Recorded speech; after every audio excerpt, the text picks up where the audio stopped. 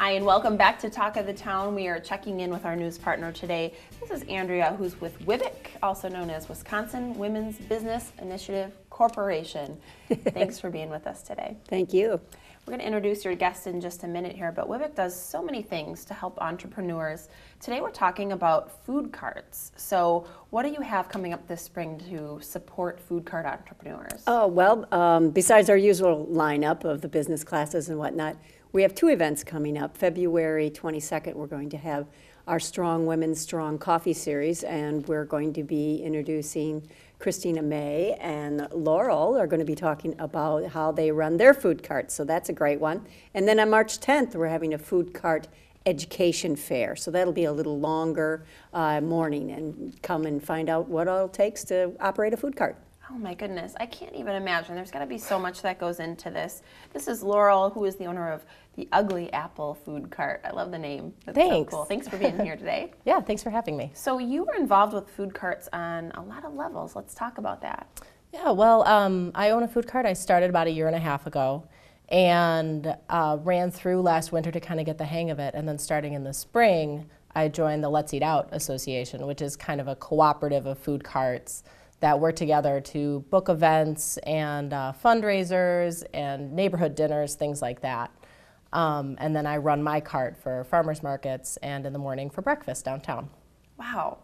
Lots to do, I would imagine. Definitely. One of the things that comes to mind maybe for some of the entrepreneurs out there that have been thinking about running a food cart is talking a little bit about the financial aspect. So it's sort of different than running a restaurant, but there's of course a lot of similarities. What do you think would be sort of a good range that someone could expect from sort of annual sales or profit? Well, it really depends on the cart. Sure. And you know, I only have kind of one solid year's worth of information so far. I know WWBIC has a lot more information data from other businesses. Kind of gross sales for me was around 75 or so this year, just in sales. And then you kind of have to subtract all the expenses and everything from there. Those darn expenses. Yeah, there's a lot of them. Wow, well, that's great. That's great for a first year business. But of course, speaking of expenses, there's startup costs. So let's talk a little bit about what kind of financial capital we could expect to need to put out there for a startup. Well, what we've seen is maybe 25,000, maybe up to 50,000, kind of depends on the cart. Mm-hmm. You know, if you get a used one. Was yours a used one? I had mine custom built, actually, Okay. so it's a little bit on the pricier side. Right. And then, you know, so you get your cart, but then you also have to consider your inventory, all the equipment that goes into it. Licensing. Any little things you need along the way that go in for your specific equipment or your vehicle, if you can't, if you don't have a vehicle already that can tow a cart behind it, because it has to be a self-sustained unit. It can't be a food truck. So probably 25 to 50. Yeah, you need some startup capital, no doubt.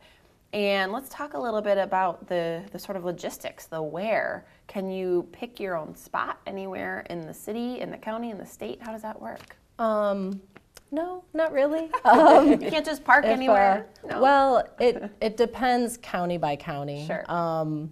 In Madison, you have to park legally on the street, basically.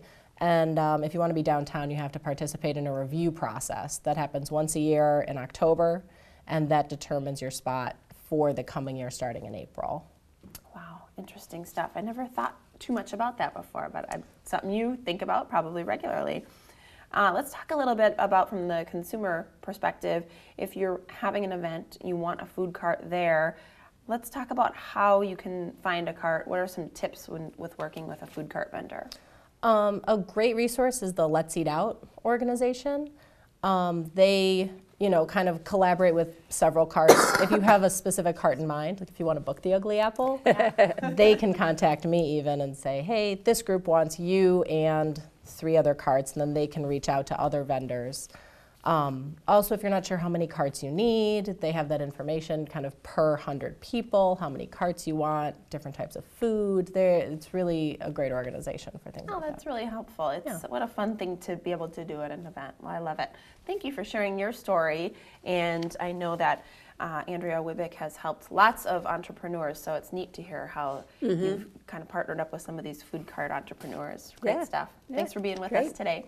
Thank you for watching. Thanks to all of our guests for joining us. We'll see you next time right here on Talk of the Town.